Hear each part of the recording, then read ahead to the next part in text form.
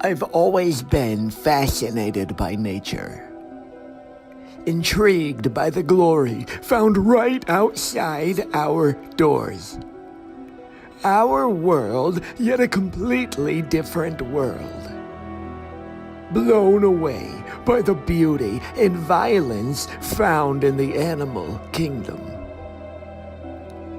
That passion has taken me all over the world, seeing things that no one else has ever seen.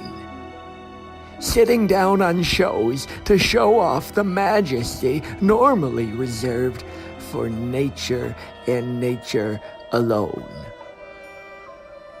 And one time I was even able to meet The Rock. This is Walter's Wild Nature Show.